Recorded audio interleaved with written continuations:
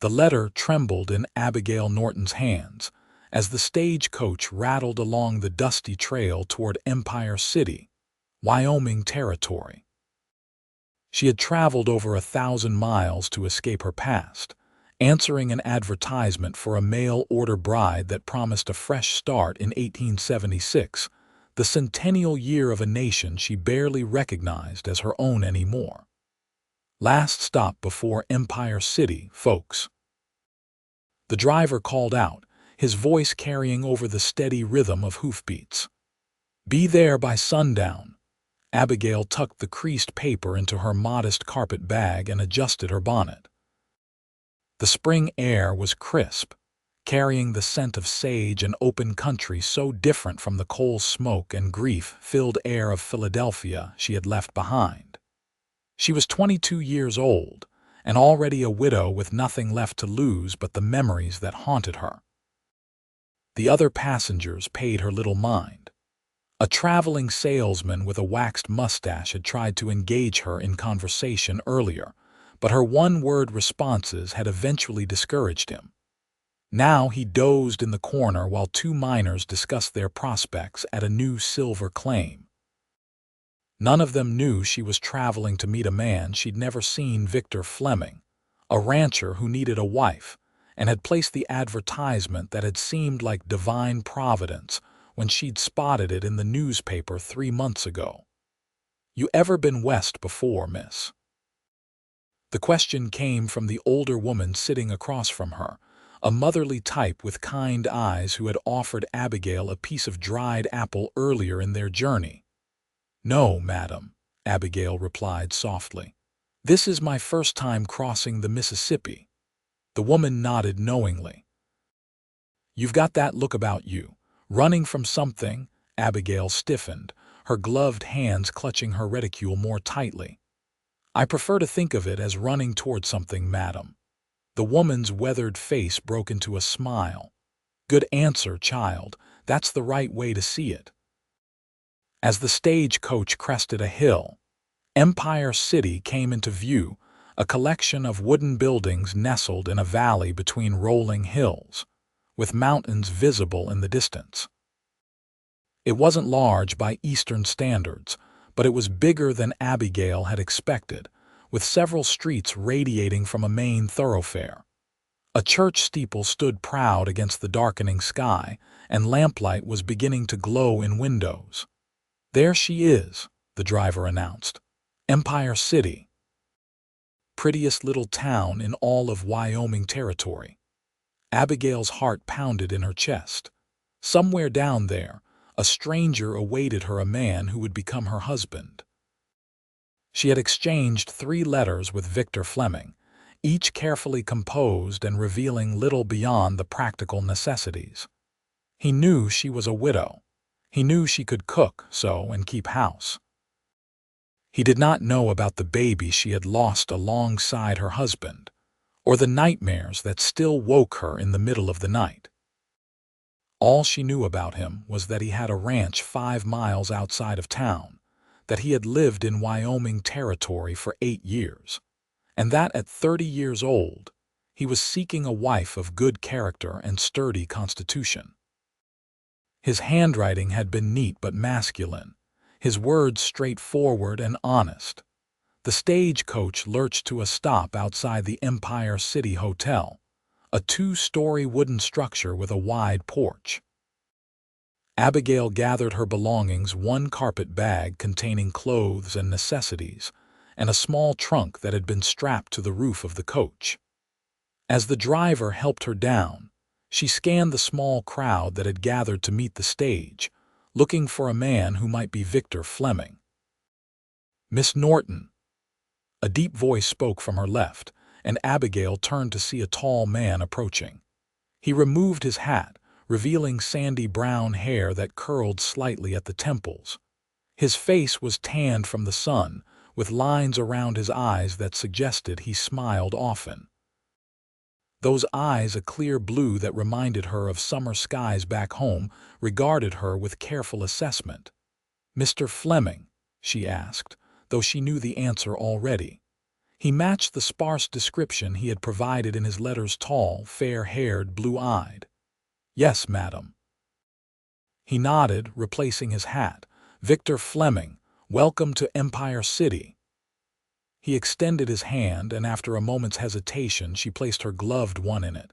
His grip was firm but gentle.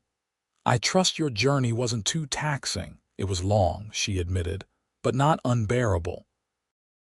An awkward silence fell between them as they stood there, two strangers contemplating the life they had agreed to build together. "I've arranged a room for you at the hotel," he finally said, gesturing toward the building. "I thought you might want to rest after your journey. We can speak more in the morning, and if you're still amenable, Reverend Hughes can perform the ceremony tomorrow afternoon." Abigail blinked in surprise. "So soon?" Victor's expression remained neutral. "Unless you'd prefer to wait." "But I thought your letter suggested you were eager to settle into your new life." She had written that, hadn't she? In truth, she had been desperate to leave Philadelphia and the sympathetic glances of neighbors who knew her tragedy too well. Now that she stood here, facing the reality of marrying a stranger in a strange land, her courage wavered. "Tomorrow will be fine, Mr. Fleming," she said with more confidence than she felt. "I appreciate your consideration in arranging accommodations." He nodded, seemingly relieved. "I'll collect your trunk," he said, moving toward where the driver was unloading the coach. "The hotel dining room serves until 8 o'clock if you're hungry." As he lifted her trunk with ease, Abigail studied him surreptitiously. He was handsome in a rugged way, his shoulders broad beneath his coat, his movements efficient. But it was the gentleness in his handling of her belongings that gave her a small measure of comfort. Later, after Victor had left her at the hotel with a promise to return at 10 the next morning, Abigail sat on the edge of the narrow bed in her room. She unwrapped the small daguerreotype she kept wrapped in a handkerchief, the only image she had of Thomas, her late husband. His youthful face smiled up at her, unaware of the typhoid fever that would claim him just 18 months after their wedding day. "I'm sorry, Thomas," she whispered, touching the cold glass that protected his image. "But I couldn't stay there anymore, not with all those memories." She carefully rewrapped the image and tucked it into her bag. Tomorrow she would become Mrs. Victor Fleming, and she would do her best to be a good wife to him. It wasn't the life she had dreamed of as a girl, but dreams, she had learned, were fragile things. Morning came with the sounds of Empire City, awakening horses and wagons in the street, shopkeepers opening their establishments, the distant ring of a blacksmith's hammer. Abigail had slept poorly, but she rose with determination, washing with the cold water provided in a pitcher on the washstand and dressing in her best traveling suit, a dark blue affair that was modest but becoming. At precisely 10 o'clock, a knock came at her door.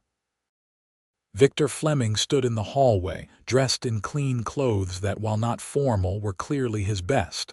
He held his hat in his hands. "Good morning, Miss Norton," he said, his voice sounding slightly strained. "I hope you slept well." "Well enough, thank you," she replied. "And yourself?" A small smile touched his lips.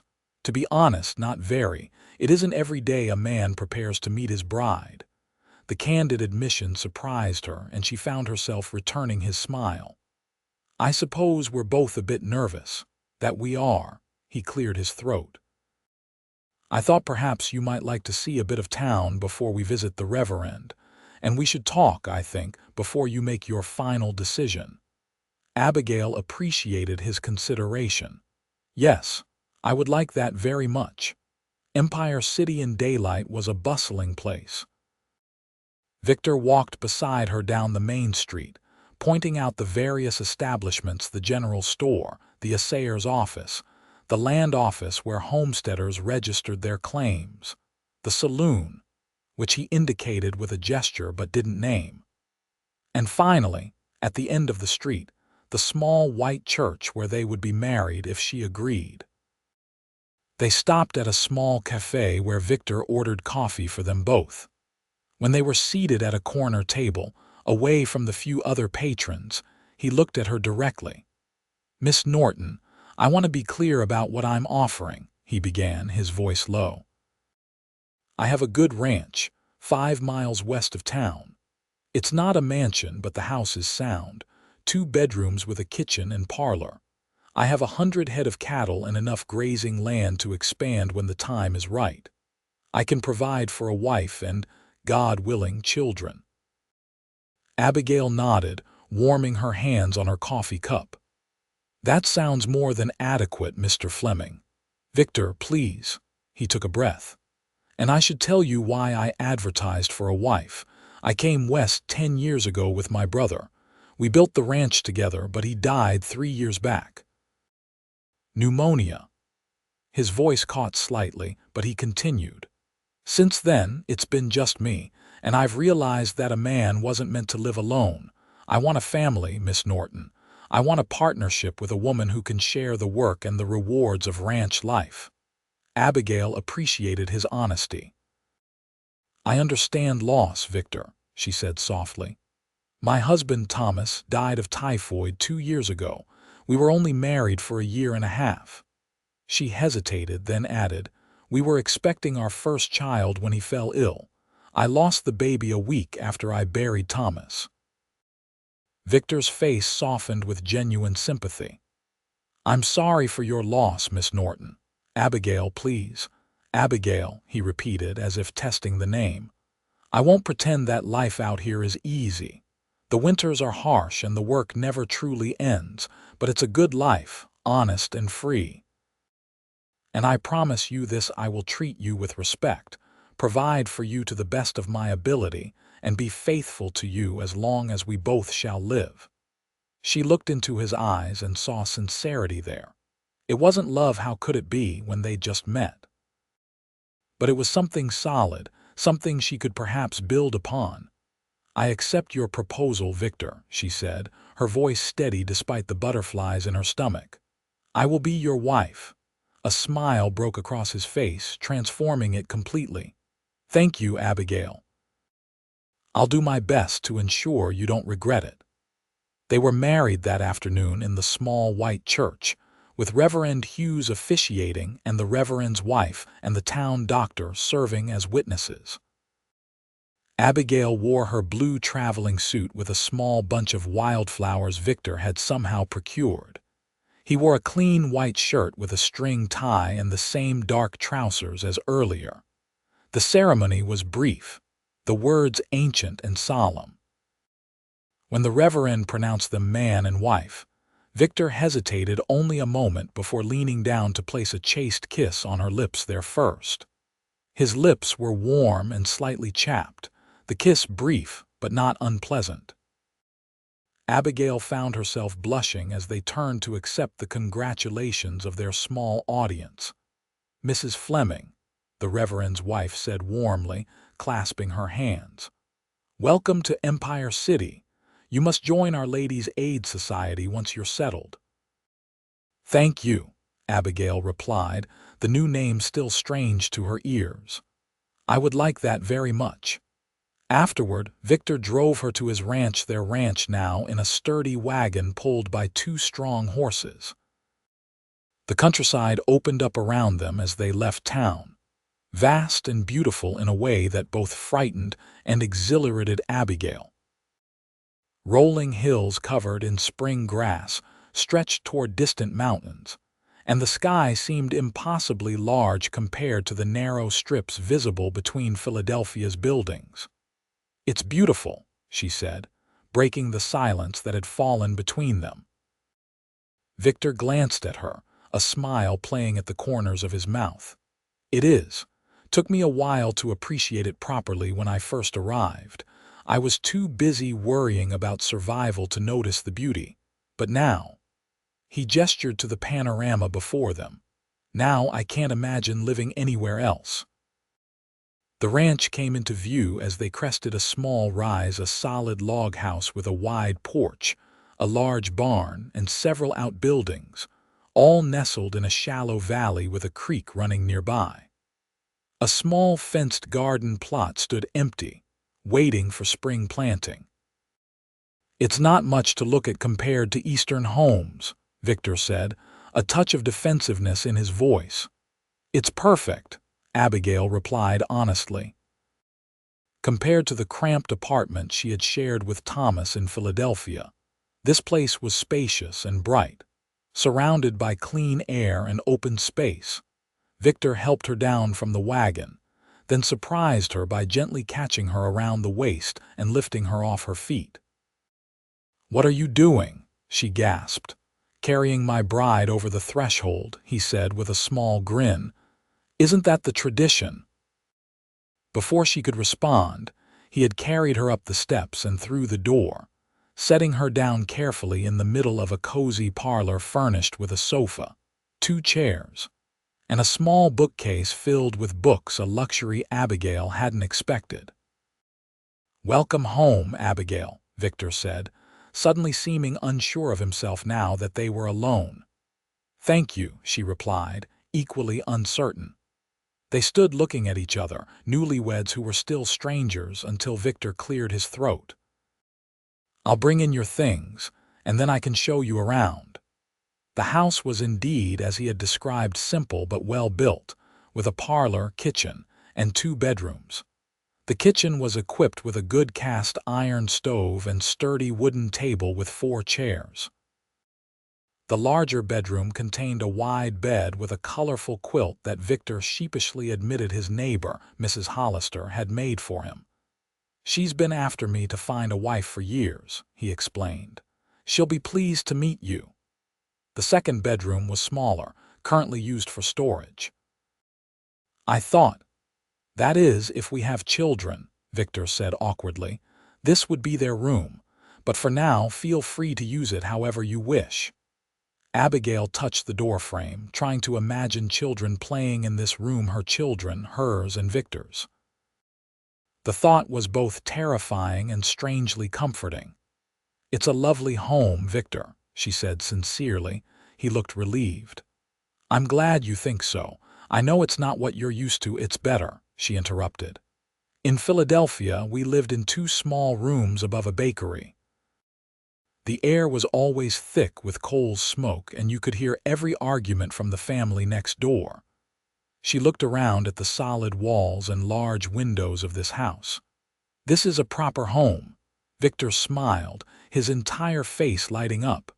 "I'm glad you see it that way." He hesitated. "Are you hungry? I can prepare something simple for dinner. I'm not much of a cook, but I manage not to starve." "Let me," Abigail offered. "Cooking is something I can do well, and it would make me feel useful."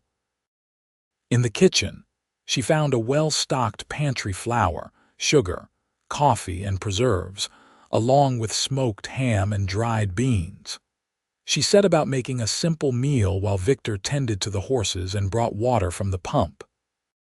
They ate together at the kitchen table, the conversation stilted at first but gradually becoming more natural, as they discussed practical matters: the garden she hoped to plant, the daily routine of the ranch, the neighbors scattered across the surrounding countryside.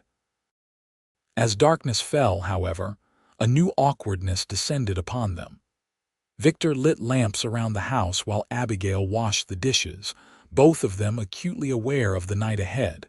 When there were no more chores to distract them, Victor stood in the parlor, hands at his sides. "Abigail," he began, his voice gentle, "I want you to know that I don't expect." He took a breath. "The bedroom is yours tonight. I can sleep in the barn until you're more comfortable with our arrangement." Abigail's heart twisted at his consideration. "That isn't necessary, Victor. We are married after all." "Yes, but we're still strangers in many ways," he pointed out. "I don't want to rush you into anything you're not ready for." She studied his face, the clear blue eyes, the earnest expression. This man was nothing like Thomas, with his quick laugh and restless energy, but there was a steadiness to Victor that was reassuring. "I appreciate your thoughtfulness," she said carefully, "but I believe a marriage should start as it means to go on. I am your wife now, and I don't wish to begin our life together by sending you to sleep in the barn." Something flickered in Victor's eyes, relief perhaps, or admiration. "If you're certain." "I am." Later, after they had prepared for bed with awkward politeness, Victor stepping outside while she changed into her nightgown and wrapper, they lay side by side in the wide bed, a careful distance between them. "Good night, Abigail," Victor said softly into the darkness. "Good night, Victor," she replied, staring up at the ceiling, acutely aware of his presence beside her. She was sure she wouldn't sleep, but exhaustion from the journey and the emotional strain of the day eventually pulled her under. The nightmare came as it always did: Thomas's fever-bright eyes, his rasping breath, his hand clutching hers as he slipped away. Then the cramping pain as her body rejected the child who would never know its father. "No," she woke with a gasp, tears streaming down her face. "Abigail, what's wrong?" Victor's voice came through the darkness, concerned but not intrusive. "Just a dream," she managed to say, trying to steady her breathing. "I'm sorry I woke you." She felt the mattress shift as he turned toward her, though he didn't touch her. "Do you want to talk about it?" "No," she said automatically, then reconsidered. "Yes, perhaps I should." She took a shaky breath. "I dream about Thomas dying, about losing the baby. It happens less often now, but sometimes." "I understand," Victor said quietly. "For a long time after my brother died, I would dream that I found him in the snow. In my dreams, I'm always too late to save him." Abigail turned her head on the pillow, making out his profile in the faint moonlight filtering through the curtains. "Does it ever stop hurting?" Victor was silent for a long moment. "No," he finally said, "but it changes, becomes something you can carry without it crushing you." His hand moved across the space between them, finding hers on top of the quilt. "I think perhaps that's why we both ended up here. Trying to find a way to carry the hurt." His hand was warm and strong around hers, and Abigail found herself gripping it like a lifeline. "I came west to forget," she admitted, "to leave the pain behind." "I don't think we can forget," Victor said softly. "But maybe we can learn to remember the good parts more than the bad, to remember love instead of just pain." Abigail lay in the darkness, his words echoing in her mind. Remember love instead. Was that possible? Could she remember Thomas's smile, their dreams and hopes, without drowning in the sorrow of his loss? "Thank you," she whispered, squeezing Victor's hand. "For what?" "For understanding. For not expecting me to be whole when I'm still broken in places." Victor's thumb stroked gently across her knuckles. "We're all broken somewhere, Abigail, but broken things can be mended. It just takes time." They fell asleep like that, hands clasped between them, not lovers yet, but no longer quite strangers. The days that followed established a routine. Abigail threw herself into making the house truly her own, cleaning, arranging, planning for the garden. Victor showed her around the ranch, introduced her to the workings of the cattle operation, and taught her to ride the gentle mare he'd purchased in town specifically for her. She met the neighbors, the Hollisters, whose farm bordered their property to the east, and the Jacksons, whose ranch lay to the north. Mrs. Hollister, a plump, cheerful woman in her 50s, immediately took Abigail under her wing, bringing her seedlings for the garden and recipes for dishes Victor particularly enjoyed. "He's a good man, your husband, Mrs. Hollister told her as they planted tomato seedlings in the freshly turned garden soil. "After his brother passed, we were worried about him. Too much solitude isn't good for anyone, especially out here where the silence can get into your bones." "He is kind," Abigail agreed, thinking of how patient Victor had been, giving her time to adjust to their new life together. Though they now shared a bed each night, He had not pressed for more intimacy, seemingly content with the gradual warming between them. "Kind, yes, but strong too, Mrs. Hollister said approvingly. "You need both out here. The weak don't survive, and the unkind don't deserve to." At night, Abigail and Victor would sit in the parlor, she with her mending or knitting, he with one of his books. Sometimes he would read aloud to her, his deep voice bringing the words to life in a way that made Abigail look forward to these quiet evenings. Gradually, the awkwardness between them dissolved. She learned that he had a dry sense of humor that emerged when he was relaxed. He discovered her fondness for wild roses and began bringing her small bouquets when he found them blooming on the property. They talked more freely, sharing stories from their childhoods and dreams for the future. 3 weeks after their wedding, a spring storm blew in from the mountains, bringing torrential rain that turned the yard into mud and kept them confined to the house. Thunder crashed overhead as they ate dinner, and Abigail jumped when a particularly loud boom rattled the windows.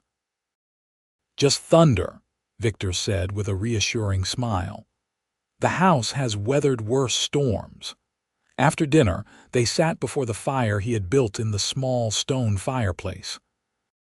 Without their usual activities to occupy them, a different kind of tension grew between them, an awareness that had been building in small increments since their wedding night.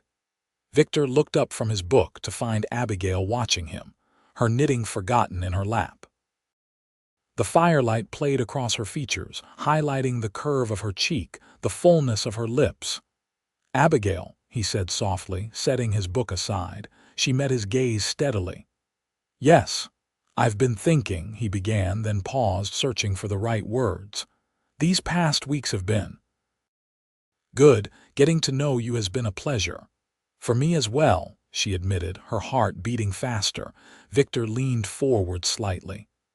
"I know our arrangement began as a practical matter, but I find myself—" He cleared his throat. "I find myself growing to care for you, Abigail, as more than just a partner in this venture." Abigail felt warmth spread through her chest. "I care for you too, Victor," she said softly, "more than I expected to so soon." He moved to sit beside her on the sofa, taking her hand in his. "May I kiss you, Abigail, properly this time?" In answer, she leaned toward him, her eyes closing as his lips met hers. Unlike their wedding kiss, this one lingered, deepening as his hand came up to cup her cheek. Abigail found herself responding with unexpected eagerness, her body remembering sensations she had thought lost to her forever. When they finally broke apart, both breathing faster, Victor rested his forehead against hers. "I want you to be happy here with me," he murmured. "I know I'm not the man you plan to spend your life with, but I hope I can be worthy of you nonetheless." Abigail placed her palm against his cheek, feeling the slight roughness of evening stubble. "You already are, Victor. You've given me a new beginning when I thought my life was over." That night, they truly became husband and wife, their bodies coming together with tentative passion that grew more confident as they discovered each other. Afterward, Abigail lay in Victor's arms, her head on his chest, listening to the steady beat of his heart as the storm raged outside. "Are you all right?" he asked softly, his fingers tracing patterns on her bare shoulder. "Yes," she answered truthfully. There was a twinge of guilt, as if by finding pleasure with Victor, she was somehow being unfaithful to Thomas's memory, but it was overshadowed by a sense of rightness, of beginning anew. "Are you?" His chest rumbled with a quiet laugh. "More than all right." He pressed a kiss to the top of her head. "Thank you for coming into my life, Abigail Fleming." The sound of her new name on his lips felt like a confirmation of this fresh start. "And thank you for bringing me into yours, Victor Fleming." Spring gave way to summer, and with it came new challenges and joys. The garden flourished under Abigail's care, providing fresh vegetables for their table. She learned to make cheese from the milk of the 2 dairy cows Victor kept, and to preserve fruits and vegetables for the winter ahead. Victor taught her to shoot a rifle, a necessary skill for a ranch wife, he explained. Her first attempt sent her stumbling backward from the recoil, but eventually she learned to brace properly and hit the targets he set up. "Good," he said approvingly after she hit an old can 3 times in a row. "Though I pray you'll never need to use it. I'll sleep better knowing you can defend yourself if necessary." Their physical relationship deepened alongside their emotional connection. Abigail discovered a capacity for passion she hadn't known she possessed, and Victor proved to be a considerate and attentive lover. Sometimes, in the quiet afterward, guilt would creep in, but increasingly, she was able to see her love for Victor not as a betrayal of Thomas, but as a continuation of her life's journey. In late June, they rode into Empire City for supplies and to attend church. The town had grown familiar to Abigail. Now she knew the shopkeepers by name, had joined the Ladies' Aid Society as promised, and had even made a few friends among the other young wives. As they left the general store, parcels in hand, a commotion down the street caught their attention. A group of men had gathered outside the saloon, voices raised in anger. "What's happening?" Abigail asked, noticing Victor's sudden tension. "Nothing good," he replied grimly. "Wait here." But before he could move toward the disturbance, the crowd parted, revealing a man being roughly escorted, or rather dragged, by 2 others. His face was bloodied, his clothes torn. "We don't want your kind here," one of the men shouted, pushing the injured man to the ground. "Gold-stealing trash." Victor's jaw tightened. "That's James 2 Rivers," he said quietly to Abigail. "He's half Shoshone. Works claims up in the hills. Honest man."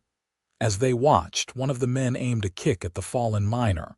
Without hesitation, Victor handed his parcels to Abigail and strode toward the commotion. "That's enough, Silas," he called out, his voice carrying clear and authoritative down the street. The man who had kicked 2 Rivers turned, scowling. "Stay out of this, Fleming. This ain't your business." "You're beating a man in the middle of the street on the Lord's Day," Victor replied evenly, stopping a few feet away from the group. "I'd say that makes it everyone's business." Abigail watched, heart in her throat, as Victor stood his ground against the 3 men. He wasn't a large man, but something in his stance, a quiet confidence, an unshakable sense of right, made him seem larger. "He stole from my claim," the leader Silas insisted. "Found him with gold dust that could only have come from my diggings." "Did you witness him taking it?" Victor asked.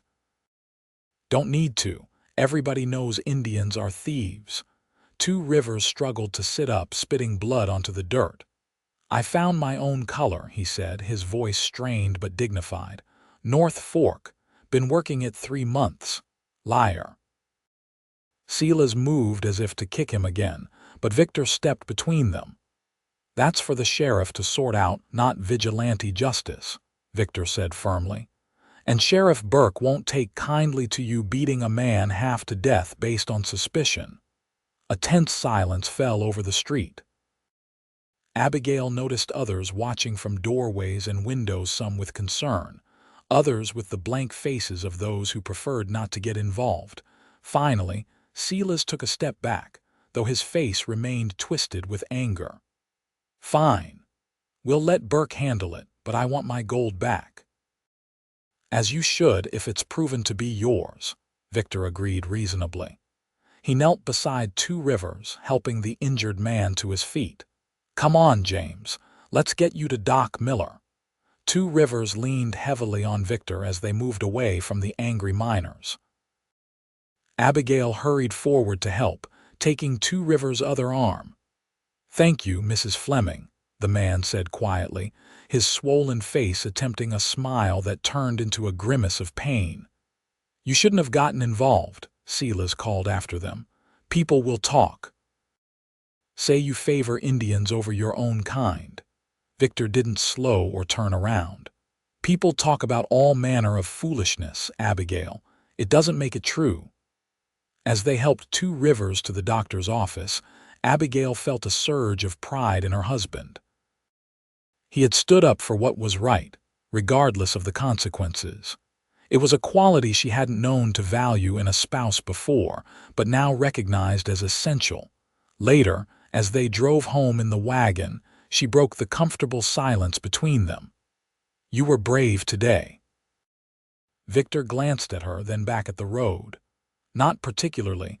I just can't abide bullies, especially when they wrap their cruelty in false righteousness." "You think there will be trouble?" Silas seemed angry. Victor considered this. Perhaps. But standing by while injustice happens, that's a kind of trouble too, the kind that eats at your soul. He reached over to cover her hand with his. "I'm sorry if I embarrassed you." "Embarrassed me?" Abigail shook her head. "You made me proud to be your wife." The smile that spread across his face warmed her heart. "Then I'm a fortunate man indeed." 2 days later, Abigail was in the kitchen making preserves from the wild strawberries she and Victor had gathered when she heard hoofbeats approaching. Wiping her hands on her apron, she went to the window and saw James Two Rivers riding toward the house. His face was still bruised, but he sat straight in the saddle. Victor, who had been mending a fence in the near pasture, came walking toward the house as Two Rivers dismounted. "James," Victor greeted him, extending his hand. "Good to see you on your feet." Two Rivers shook his hand solemnly. "Thanks to you and Mrs. Fleming." He nodded respectfully to Abigail, who had come onto the porch. "Sheriff Burke confirmed I had registration papers for my claim. The gold was rightfully mine." "I'm glad to hear it," Victor said. "Would you like some coffee? Abigail makes it strong enough to wake the dead." A small smile touched Two Rivers' lips. "That would be welcome." Over coffee at the kitchen table, Two Rivers explained that he had come to warn them. "Silas Jenkins is angry. He's telling anyone who will listen that you sided with an Indian over a white man. Some are listening." Victor's expression remained calm, but Abigail saw his hand tighten around his coffee cup. "Silas has always had more mouth than sense. It will blow over." "Perhaps," Two Rivers said, "but my people have learned to be cautious when the white man's anger is roused." He reached into his pocket and withdrew a small leather pouch, placing it on the table. "For your kindness." "That's not necessary," Victor began, but Two Rivers raised a hand. "It is our way to repay debts. A small portion of the gold that caused such trouble. May it bring you better fortune than it brought me." Before either of them could protest further, he continued, "There is something else. My sister's husband was killed last winter. She has been living with our cousins, but it is difficult. She is a good worker, strong. If you could use help with your house or garden, she would work hard for fair wages." Victor looked to Abigail, clearly leaving the decision to her. Abigail thought of the increasing workload as summer progressed, the garden, the preserving, the endless cleaning and mending. "I would welcome the help," she said sincerely, "if she wishes to come." Two Rivers nodded, relief evident in his eyes. "I will tell her. Her name is Morning Dove. She speaks English well." After he had gone, Victor picked up the small pouch of gold dust. "We shouldn't have accepted this." "It was important to him," Abigail replied, understanding instinctively. "To refuse would have been an insult." Victor smiled, reaching across the table to take her hand. "You're becoming quite wise in the ways of the West, Mrs. Fleming." "I have a good teacher," she returned, squeezing his hand. Morning Dove arrived 3 days later, a slender young woman with solemn dark eyes and capable hands. Though quiet at first, she proved to be an excellent worker and gradually opened up to Abigail, teaching her traditional methods of preserving foods and natural remedies for common ailments. "My grandmother was a healer," she explained as she showed Abigail how to make a poultice from wild herbs. She taught me many things before she walked the star path. Abigail, in turn, taught Morning Dove to read English, using Victor's books during the quiet afternoons when the day's work was done. The two women developed a friendship that transcended their different backgrounds, finding common ground in their experiences of loss and resilience. July brought scorching heat that tested both humans and cattle. Victor and his hired hand, Miguel, worked from dawn to dusk, moving the herd to better grazing and ensuring they had access to water.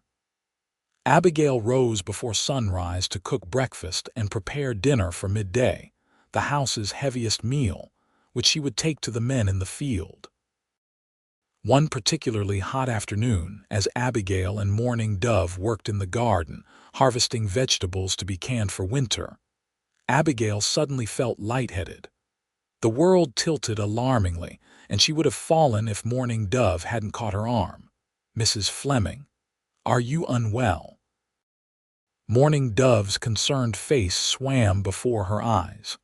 "Just the heat, I think," Abigail said weakly, allowing herself to be led to the shade of a large cottonwood tree. Morning Dove brought her water, then studied her face with knowing eyes. "When did you last have your monthly time?" Abigail blinked, trying to remember. With all the work of the ranch, she hadn't been keeping track as carefully as she once had.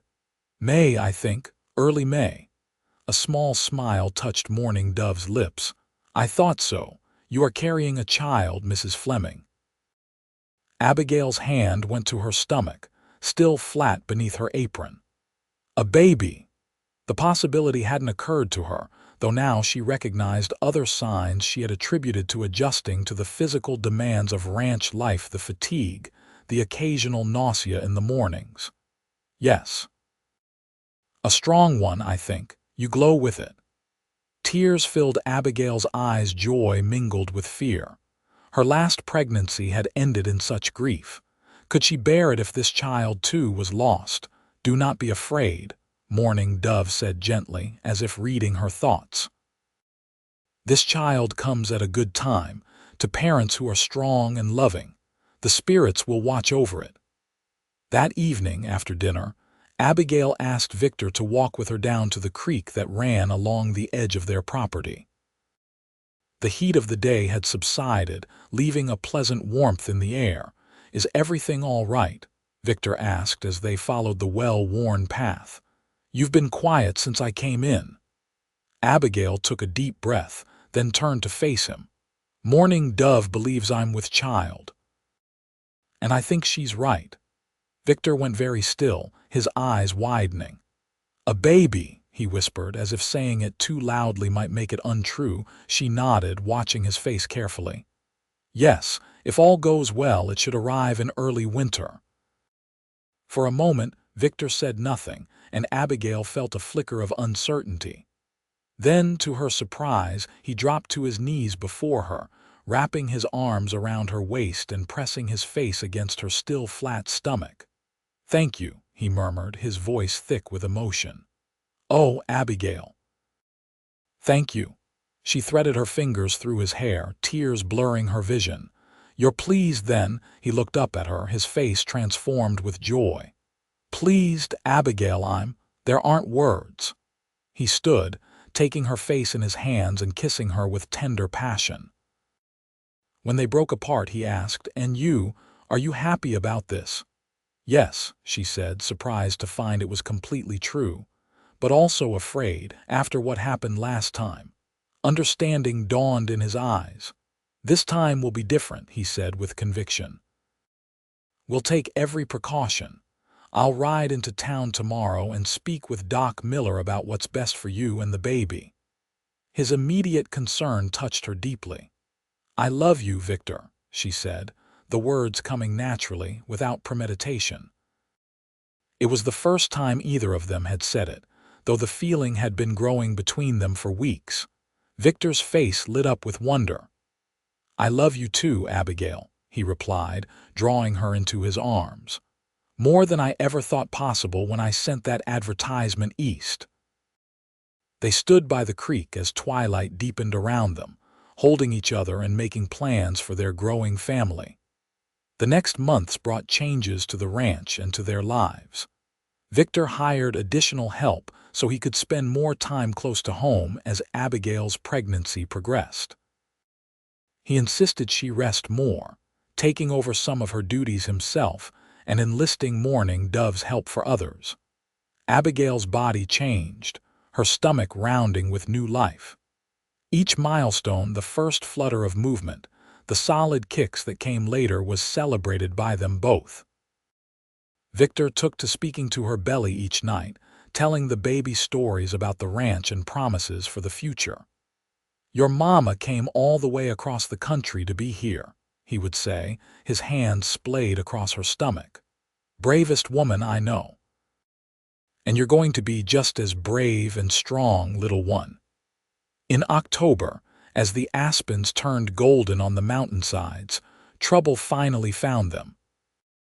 Victor and Miguel were bringing in a small herd of cattle from summer pasture when Abigail, now visibly pregnant, spotted riders approaching from the east. 3 men, moving fast.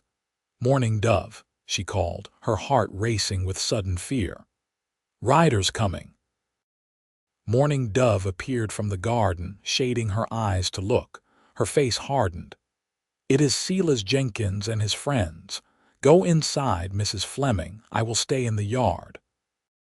"No, you come in too," Abigail insisted, her protective instincts extending to the young woman who had become like a sister to her. "They must not think we fear them," Mourning Dove replied steadily. "I will continue working. You watch from the window with the rifle Mr. Fleming taught you to use." Reluctantly, Abigail retreated to the house, taking Victor's Winchester rifle from its place above the door and positioning herself at the window. She watched as the riders approached, recognizing Silas Jenkins in the lead, his florid face visible even at a distance. They reined in their horses in the yard, dust billowing around them. Silas dismounted, swaggering toward Mourning Dove, who continued pulling carrots from the garden as if unconcerned by their presence. "Where's Fleming?" Silas demanded loudly enough for Abigail to hear through the partially open window. "Mr. Fleming is working with the cattle," Mourning Dove answered calmly, not looking up from her task. "Convenient." Silas turned to his companions. "Told you he wouldn't be here." Left his squaw and his woman alone. One of the other men, a thin, rat-faced individual Abigail didn't recognize, spat on the ground. "Fitting company he keeps. A breed lover and a woman who spreads her legs for him." Abigail's hands tightened on the rifle.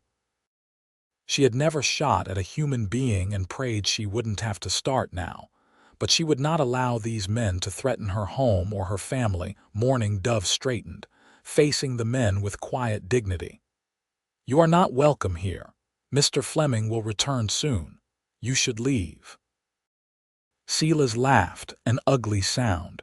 "Hear that, boys? The squaw is giving us orders." He took a step closer to Mourning Dove. "Maybe we should teach Fleming a lesson about letting Indians get above themselves." Abigail had heard enough. She opened the door and stepped onto the porch, the rifle held steadily in her hands, pointed at the ground but ready to be raised. "Mr. Jenkins," she called, her voice remarkably steady despite the fear coursing through her. "As Mourning Dove told you, my husband is not here at present. But you and your friends are trespassing, and I must ask you to leave our property immediately."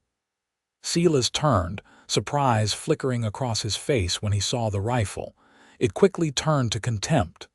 "Look here, boys. The little woman thinks she's going to shoot us." His eyes dropped to her swollen belly. "In your condition, I don't think so, Mrs. Fleming." "I would prefer not to shoot anyone," Abigail replied, her voice still calm though her heart hammered in her chest. "But make no mistake, Mr. Jenkins. I will defend my home and my friend if necessary." She raised the rifle slightly, enough to make her point. A tense silence fell over the yard. Abigail could see the calculations running behind Silas's eyes whether to call what he perceived as her bluff or to back down. Before he could decide, the sound of approaching horses broke the standoff. Victor and Miguel appeared, riding hard toward the house. They pulled up sharply, Victor's face darkening with anger as he took in the scene. "Jenkins," he said coldly, dismounting and moving to stand beside Abigail on the porch. "You have business here." Silas attempted a smirk, though it lacked conviction.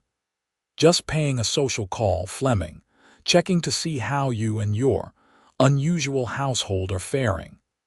"As you can see, we're doing just fine," Victor replied, his hand coming to rest protectively on Abigail's lower back. "Now I suggest you and your friends leave and don't return unless invited." "Or what?" the rat-faced man challenged, though he remained on his horse. Victor's expression didn't change. "Or I'll consider it a threat to my family and respond accordingly." There was steel in his voice, a cold certainty that made even Silas hesitate. "Come on, boys," Silas finally said, mounting his horse. "We've seen what we came to see." He looked directly at Victor. "Empire City's changing, Fleming. People are starting to ask questions about those who don't stand with their own kind. Remember that." As they rode away, Victor turned to Abigail, taking the rifle gently from her hands. "Are you all right?" she nodded, suddenly exhausted as the fear drained away. "We're fine." They didn't have time to do anything but talk. Victor wrapped his arm around her, drawing her close. "You were very brave standing up to them like that." "I was terrified," she admitted, "but I couldn't let them threaten Morning Dove." Victor looked over at the young woman who was calmly gathering the vegetables she had harvested. "Thank you, Morning Dove, for staying with my wife." Morning Dove inclined her head. "Mrs. Fleming stayed with me," she corrected gently. "She is a true friend." That night after dinner, Victor sat at the table long after the meal was cleared, his expression troubled. Abigail sat across from him, waiting patiently for him to share what was on his mind. "I'm sorry," he finally said. "I should have anticipated something like this. Silas has been stirring up sentiment in town against anyone who associates with Indians or Chinese." He ran a hand through his hair. "I didn't think he'd bring it to our doorstep." "It's not your fault," Abigail said firmly, "and we handled it. This time." Victor looked at her, his eyes troubled. "But what about next time? With the baby coming, I can't bear the thought of you being in danger because of my choices." Abigail reached across the table to take his hand. "Our choices, Victor. I choose to have Morning Dove here. I choose to stand against men like Silas Jenkins. Just as you chose to help James Two Rivers that day in town." She squeezed his fingers. "These are the right choices, even if they come with risk." Victor's expression softened. "How did I find a woman with such courage?" "I believe you advertised for one," she reminded him with a small smile. He laughed, the tension leaving his shoulders. "So I did, though I had no idea what I was really asking for." His expression grew serious again. "I love you, Abigail, you and our child, you're everything to me." "And you to me," she replied softly. "We'll face whatever comes together." The weeks passed without further incident from Silas or his friends. Victor was more cautious now, ensuring Abigail was never alone at the ranch, but life continued its steady rhythm. The cattle were moved to winter pasture, hay was stored for the cold months ahead, and the house was prepared for the coming winter. November brought the first snows, transforming the landscape into a pristine white expanse that took Abigail's breath away. The baby was active now, kicking and turning, making its presence known at all hours. "I think he'll be a rancher like his father," Victor said one evening as they sat by the fire, his hand resting on her rounded belly. "Feel how strong his kicks are." "Or she might be a horsewoman," Abigail suggested. "Either way, this child is impatient to join us." Victor smiled, leaning down to kiss her stomach through her dress. "Just a little longer, little one. We're eager to meet you too." As her time grew nearer, Victor insisted on bringing Mrs. Hollister to stay at the ranch. The older woman had helped deliver many babies in the area and had a reputation for steady hands and calm wisdom. "Don't you fret," she told Abigail as they sat shelling peas one afternoon. "First babies often take their time, but you're strong and healthy. Everything will be just fine." Abigail wanted to believe her, but as the days passed, her old fears resurfaced. At night she would sometimes wake in a cold sweat, the memory of her lost child sharp and painful. "Talk to me," Victor would murmur, holding her close. "Don't carry it alone." So she did, whispering her fears into the darkness, that she would lose this baby too, that she would disappoint him, that happiness was too fragile to last. "This is different," he would tell her, his voice steady and sure. "You're different. We're different. This child is coming into a home filled with love, with parents who already cherish it. And whatever happens, Abigail, I will be with you. You're not alone this time." His words comforted her, but the fear remained, a shadow at the edges of her joy. The baby arrived on a clear, cold December morning after a night of labor that tested Abigail's endurance to its limits. Victor stayed with her throughout, holding her hand, wiping her brow, murmuring encouragement as she fought through each pain. "One more push, Mrs. Hollister directed as dawn broke. "That's it, my dear, one more." With a final, monumental effort, Abigail brought their child into the world. A lusty cry filled the room, strong and indignant. "A boy," Mrs. Hollister announced triumphantly, quickly cleaning and wrapping the infant. "A fine, healthy son." She placed the small bundle in Abigail's arms. Tears streamed down Abigail's face as she looked into the tiny, red face of her son. He had a shock of dark hair, and when he opened them briefly, eyes that promised to be as blue as his father's. "Hello, little one," she whispered, her heart so full it might burst. "We've been waiting for you." Victor sat on the edge of the bed, his own eyes wet with tears as he gently touched his son's head. "He's perfect," he said, his voice choked with emotion. "You're both perfect." They named him Thomas Michael Fleming, Thomas after Abigail's first husband, a gesture that Victor had suggested himself, and Michael after Victor's brother. "So they'll be remembered," Victor explained. "Part of his heritage, his story." "Thank you," Abigail said, touched beyond words by his understanding. Little Thomas thrived, growing stronger each day. The ranch settled into a new rhythm centered around the baby's needs. Victor proved to be a devoted father, proudly showing off his son to neighbors and taking his turn walking the floor at night when Thomas was fussy. The winter passed in a cocoon of domestic contentment. Spring brought new calves, fresh growth in the garden, and Thomas's first smiles and coos. Abigail found herself humming as she went about her work, a happiness she had once thought lost forever, now a constant companion. One evening in late April, as they sat on the porch watching the sunset, Thomas asleep in his cradle beside them, Victor took Abigail's hand. "Do you remember what I said to you that first night we were married? About remembering love instead of pain?" Abigail nodded, the memory clear. "You said we couldn't forget, but we could learn to remember the good parts more than the bad." "I've been thinking about that," he continued, his thumb tracing patterns on her palm. "When I sent that advertisement back east, I was lonely, yes, but I was also trying to build something new from the ashes of loss. I never expected to find someone who understood that journey so completely." "Nor did I," Abigail admitted. "I came west to forget, to outrun the pain. But you were right, we can't outrun it, we have to learn to carry it differently." Victor nodded, his eyes on the golden light spreading across the land. "And have you learned to carry it differently?" Abigail considered the question, thinking of the daguerreotype of Thomas that now sat on the mantel alongside a photograph of Victor's brother Michael. She thought of her son sleeping peacefully beside them, carrying both men's names and none of their sorrows. "Yes," she said softly. "The pain is still there, but it no longer defines me.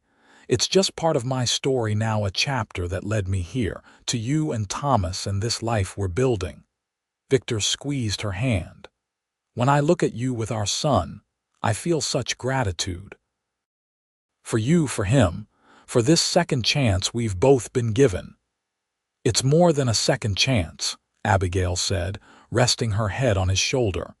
"It's a new beginning that honors what came before without being trapped by it." As the last light faded from the sky, stars appearing one by one in the vast expanse above them, Abigail felt a profound peace settle over her. The journey that had brought her west had been born of desperation and grief, but what she had found, this love, this family, this home, was more than she had dared to hope for. Victor's arm tightened around her shoulders. "I love you, Abigail Fleming." "And I love you, Victor Fleming," she replied, the words no longer new but no less heartfelt. "Today, tomorrow, and all the days to come." 5 years later, the sound of children's laughter floated on the summer breeze as Abigail hung laundry on the line behind the house. She paused, shading her eyes to watch Thomas, now 5, chasing his 3-year-old sister Catherine across the yard, their faces alight with joy. "Be careful with your sister, Thomas," she called, smiling as her son immediately slowed his pace to accommodate his sister's shorter legs. From the corral came the sound of Victor's voice as he instructed their newest ranch hand in the finer points of breaking a young horse. The ranch had prospered these past 5 years, growing from a modest operation to one of the most successful in the territory. They now employed 4 full-time hands, including James 2 Rivers, who had become Victor's foreman and trusted friend. Morning Dove had married Miguel 2 years earlier, and they lived in a small cabin on the property, with their own 1-year-old son toddling after them. The extended family gathered often for meals and celebrations, creating a community that bridged cultures and backgrounds. Empire City had changed too. After a contentious election, a new mayor had been installed, one who believed in equal treatment under the law for all the territory's residents, regardless of origin. Silas Jenkins and his ilk had gradually lost influence, though prejudice still existed, as it did throughout the country. Abigail finished hanging the laundry and gathered her empty basket, pausing to admire the view from this spot behind the house. The original log home had been expanded, with a new wing added after Catherine's birth. The garden had tripled in size, now providing vegetables not only for their own table, but enough to share with neighbors and sell in town. Beyond the immediate yard, fields stretched toward the horizon, dotted with cattle and bordered by the foothills where wildflowers painted the landscape in vibrant colors. This land that had once seemed so foreign to her eastern eyes now felt like the only home she could imagine. "Mama, look what I found." Thomas came running toward her, something clutched carefully in his small hands. Catherine followed more slowly, her dark curls bouncing around her face. Abigail knelt to examine her son's treasure, a tiny bird's nest, perfect in its construction but empty of eggs or occupants. "It's beautiful, Thomas. Where did you find it?" "In the big tree by the creek. Papa says it's a finch nest from last year, so it's okay to keep it." His blue eyes, so like Victor's, shone with pride at his discovery. "We can put it on the shelf in your room," Abigail suggested, ruffling his hair. "Another treasure for your collection." "I found a flower," Catherine announced, not to be outdone by her brother. She held up a slightly crushed wild rose, its delicate pink petals still releasing their sweet scent. "It's lovely, sweetheart," Abigail said, accepting the gift. Let's put it in water so it will last longer." As they walked toward the house, Victor came across the yard to join them, his face breaking into a smile at the sight of his family. Though lines had appeared at the corners of his eyes and touches of gray had begun to show at his temples, he was more handsome to Abigail now than the day they had met. "How's the new horse coming along?" she asked, as he fell into step beside them. "Stubborn like his owner," Victor replied with a chuckle. "But he'll learn."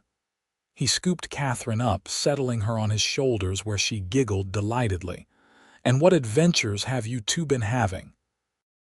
As Thomas launched into an elaborate explanation of their explorations, Abigail watched Victor's face the attentiveness with which he listened to their son, the genuine interest he showed in even the smallest details of the children's discoveries.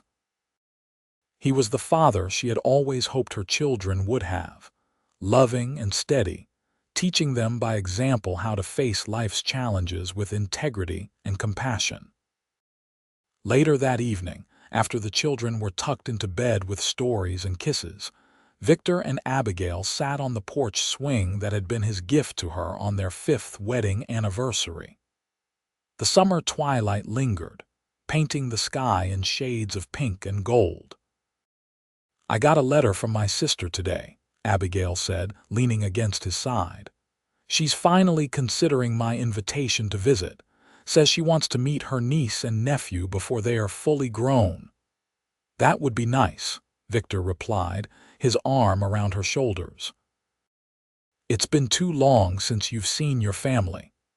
Abigail nodded, thinking of the sister she had left behind in Philadelphia. Their correspondence had been sporadic at first, but had grown more regular in recent years. "I think she'll be surprised by how much this feels like home to me now."